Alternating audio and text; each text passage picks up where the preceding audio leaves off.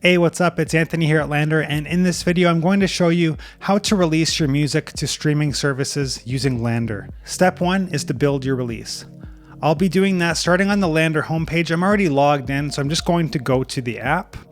To start building your release, you're just going to click the Releases tab here and click New Release. It's at this point where you can begin to add the tracks that you want to be included on your release. So just click Add Tracks. And you can select tracks from your LANDR library, or you can upload them from your computer. It's important to note that if you're uploading from your computer, make sure your tracks are mastered. There's no point in this process where you can master your tracks. You'll have to go back to your library, master them, and then add them to your release. So click Tracks, and click the tracks you'd like to release. And click Add to Release. At this point, you want to make sure you selected the right tracks and that they're in the proper order. Once you've submitted a release, you can't go back and change this. Once you have the correct tracks selected and they're in the proper order, you can start to input all the information. And just click the arrow here and it's going to expand. You can choose the master version. And at this point, you want to input the track title. You have to be careful though, because some streaming services won't accept your track if it doesn't follow a proper naming convention. If you're not sure about that, you can use titlecase.com to generate a naming convention for you. So for example, if my song name is Walking on the Sun at Night, and you can see I've just kind of mixed up the upper and lowercase letters, you can just click Convert, and it's going to give you a proper naming convention that will be accepted by all streaming services. So I can just paste that in. It's all good. Then you can select the genre and subgenre. So this is going to be a blues song.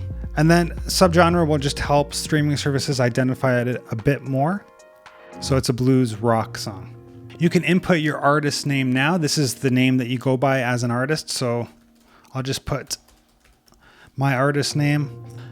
If you have an Apple Music profile, you can click yes, or Spotify, click yes. If you click no, one will be made for you. So I can add the artist. If you have more than one artist that worked with you, you can add them now, as well as some featured artists if they did some backing vocals for you. You can put the producers that worked on it with you. Now it's important that you separate these by a comma or a space, or else it will come into one box. So I'm going to redo that, Young Tone and Lil Tim. So now I have the two producers that worked on this song, and any contributors that helped out at all.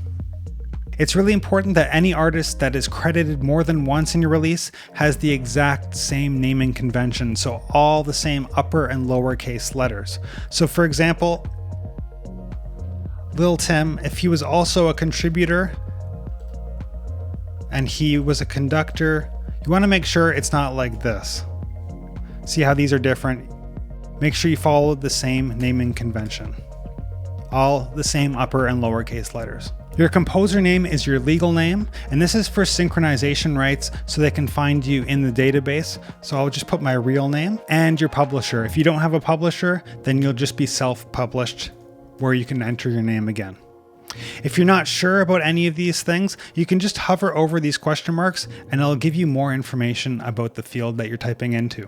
So if you have lyrics, you want to use your legal name again, just like the composer section. Once you're finished filling out all the details, you can click Next to get to the next section. And then you'll get to step 2, single info. So it's at this point you want to enter the information about the single that you're releasing. So my single title is Walking on the Sun. You'll select your subgenre and genre again, as well as the primary artists that are on the album. At this point, you can specify the composition order and the master recording owner.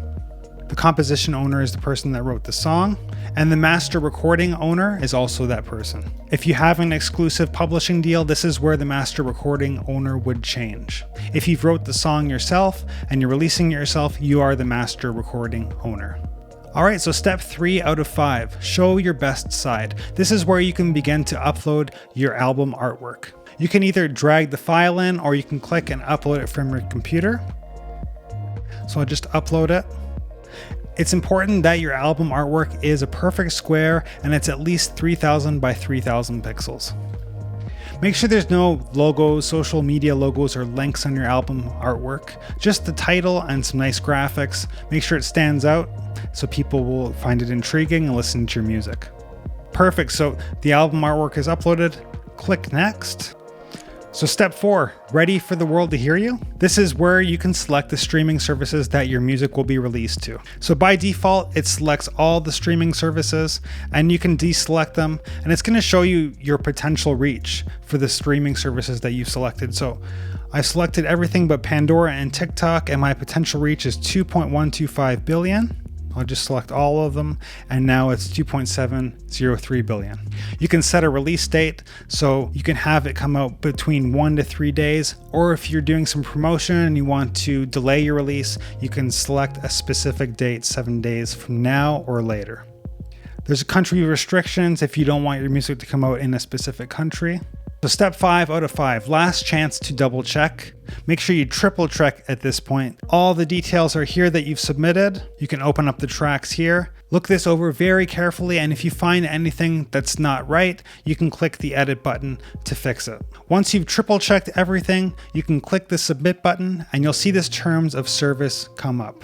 This gives LANDR the authorization to submit your music to streaming services, and it's just for you to declare that you have the rights to submit it to streaming services. Once you've submitted your release, you'll see it show up on your dashboard under the In Review section. And between 1 and 3 days when it's released, you'll see it show up on your dashboard in the Released section. So that's it. I really hope this video helps you understand how to release with LANDR and get it out there to all streaming services really easily. Thanks so much for watching.